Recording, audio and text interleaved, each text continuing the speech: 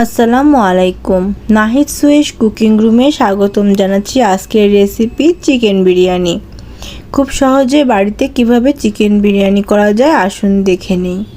প্রথমে আমি একটি কড়াইতে তেল নিয়ে নেব 1/4 কাপেরও কম। এই তেলটা একটু গরম হয়ে গেলে তখন এখানে আমি প্রথমেই আলুটা ভেজে নেব। বিরিয়ানিতে যে আলুটা দেব, সাধারণত আমরা আলু একটু পছন্দ করি, তাই একটু বেশি দেওয়া। লবণ এবং হলুদ সামান্য পরিমাণে দিয়ে, টেস্ট অনুযায়ী লবণ এবং সামান্য হলুদ কালারের জন্য দিয়ে আলুটা সুন্দর করে ভেজে নেব। ভাজাটা এমন হবে যেন আলুটা এমনিতেই খাওয়া যায়। এরপরে আলুগুলো তুলে নেওয়া হয়ে গেলে ওই একই তেলে দিয়ে দেব তেজপাতা, দিয়ে দেব রসুন বাটা, আদা বাটা। এখানে প্রথমে আমি পেঁয়াজ ভাজা দিইনি, পেঁয়াজটা কুচি করে ভাজা উচিত ছিল, সেটা কেন দিইনি পরে বলছি। এরপরে দিয়ে দেব ঝালের গুঁড়ো, ধনিয়ার গুঁড়ো, জিরার গুঁড়ো। এগুলো দিয়ে একটু সামান্য মশলা দেব। এটা হচ্ছে বিরিয়ানি মশলা বলা যায়, আমার হাতে তৈরি করা। মাংসেও দেওয়া যায়, যে কোনো মাংস রান্নাতে ব্যবহার করা যায়। একদম পারফেক্ট একটা মশলা। এরপরে দিয়ে দেব পরিমাণ মতো লবণ। এরপরে সামান্য একটু পানি দিয়ে আমি মশলাটা খুব সুন্দর করে ভুনা করে নেব। এবার এখানে যে বেরেস্তা করে রেখেছিলাম, মুসমুসে ক্রিপসি বেরেস্তা, এই বেরেস্তা দিয়ে দেব। বেরেস্তাটা যেহেতু আমার আগে থেকে করা ছিল, সেহেতু আমি এখানে পেঁয়াজ ভাজা দিইনি। ভালো করে সব ভুনা হয়ে গেলে এখানে একটা মুরগির অর্ধেকটা, বড় সাইজের একটা মুরগি, ফার্মের মুরগি, তার অর্ধেকটা আমি এখানে সুন্দর করে কষিয়ে নেব। এই কষানোটা কিন্তু পারফেক্ট হতে হবে, ভালো না হলে কিন্তু মাংসটার থেকে গন্ধ আসতে পারে। তাই কষানোটা কিন্তু অনেক সুন্দর হতে হবে এবং পানি ছাড়া। যতক্ষণ পর্যন্ত মুরগির পানিটা শুকিয়ে না যাবে ততক্ষণ পর্যন্ত কষাতে হবে এবং মিডিয়াম টু হাই আছে। এবার আমার হাতে তৈরি করা ফ্যাটানো দই এখানে দিয়ে দেব 1 কাপ, দিয়ে ভালো করে এটাকে কুক করে নেব। খুব সুন্দর করে রান্না হয়ে যাবে। এটা যখন হাফ ডান হবে রান্না করতে, এটা তারপরে এর উপরে আলু দিয়ে দেব। আলুটা দিয়ে সমস্ত আলুগুলো দেওয়া হয়ে গেলে এটাকে আমরা ঢাকনা দিয়ে বেশ কিছু সময় রান্না করে নেব। এতে করে আলু এবং মাংস দুটোই পরিপূর্ণভাবে সেদ্ধ হয়ে যাবে। আর তার জন্য কিছু সময় এই আঁচটা দিয়ে ঢেকে রাখতে হবে, মিডিয়াম আঁচে ঢেকে রাখতে হবে কিছুক্ষণ।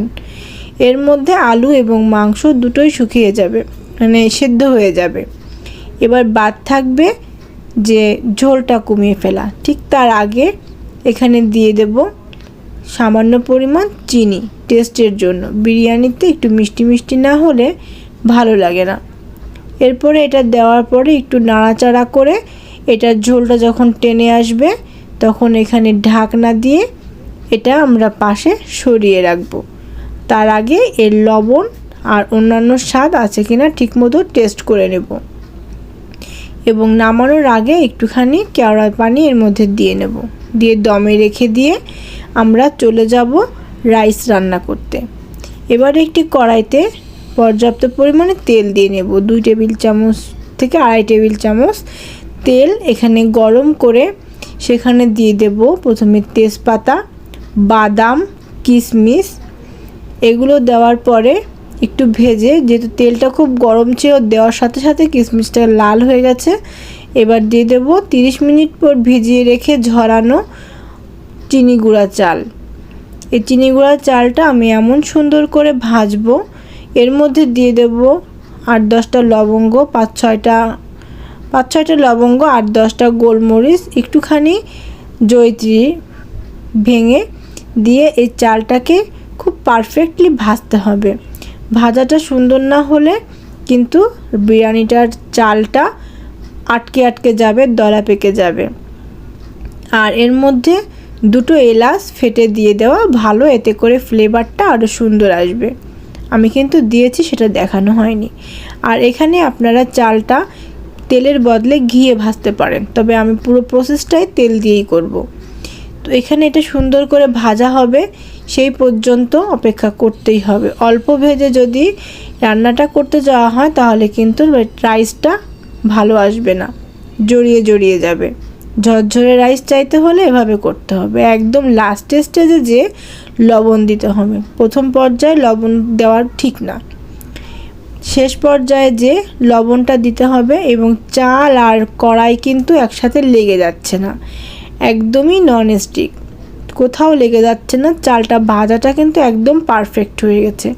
ঠিক সেই মুহূর্তে আমার আগে থেকে করে রাখা গরম পানি, চালের দ্বিগুণ পানি এখানে দিয়ে দেব। আমি যদি 2 কাপ চাল নিয়ে থাকি তবে 4 কাপ পানি, এরকম অনুপাতে। 1 পোয়া হলে সেখানে 2.5 লিটার বলছি, 1/2 লিটার পানি। এভাবে করে মেজারমেন্ট করে নেবেন। তারপরে এখানে এর বদলে আপনারা দুধ ব্যবহার করতে পারেন, আমি পানি দিয়ে রান্না করছি। এরপরে ঢাকনা দিয়ে ঢেকে নেব, উপর থেকে দেখব হয়ে আসছে কত দূর। 90% যখন হয়ে আসবে সেই পর্যন্ত অপেক্ষা করব, কিন্তু এর মাঝে মাঝে একটু ঢাকনা উঁচু করে নাড়াচাড়া করে দেব, যাতে উপর নিচের ভাত একটু উলট পালট হয়ে যায়। তারপরে মাঝখান থেকে একটু ফাঁক করে সেখানে আমাদের রান্না করা মাংসটা ঢেলে দেব। এই মাংসটা ঢেলে দেওয়ার পরে একটা স্প্যাচুলা দিয়ে চারদিক থেকে ভাত তুলে মাংসটা একটু ঢেকে দেব। মাংসটা ঢেকে দেওয়ার পরে এরপরে আমি 10-12টা কাঁচা ঝাল ছিটিয়ে দেব।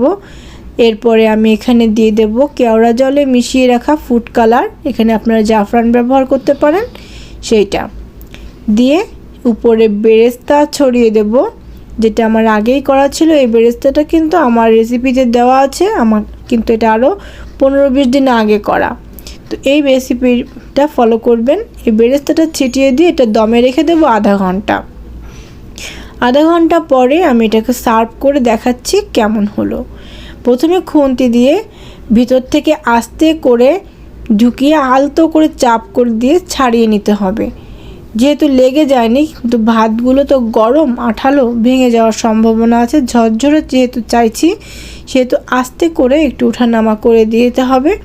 দিয়ে এটাকে আরও 10 মিনিট একটু দমে রাখা ভালো, কারণ উপরের ভাতগুলো নিচে চলে গেছে, এগুলো একটু সফট হতে পারে, আর নিচের ভাতগুলো উপরে চলে আসছে। তো এবার সার্ভ করছি। ভিউয়ার্স, আমার এই অথেন্টিক বিরিয়ানিটা এবং চটজলদি বিরিয়ানিটা কেমন লাগলো আমাকে জানাতে ভুলবেন না। হট করে মাথায় যদি চলে আসে বিরিয়ানি খাবেন, তবে এরকম চট করে বানিয়ে নিতে পারবেন। রান্নাটা কেমন হলো জানাতে ভুলবেন না। আর আপনারা কেমন করে রান্না করেন আপনাদের রেসিপি আমার সাথে শেয়ার করতে পারেন। আজকের মতো এখানেই, পরবর্তীতে দেখা হবে অন্য কোনো আয়োজন নিয়ে, অন্য কোনো রেসিপি নিয়ে। সেই পর্যন্ত সবাই সুস্থ থাকবেন, ভালো থাকবেন, আর আমার জন্য দোয়া করবেন। এই ছিল আমার আজকের রেসিপি, চিকেন বিরিয়ানি। সবাই ভালো থাকবেন। আল্লাহ হাফেজ।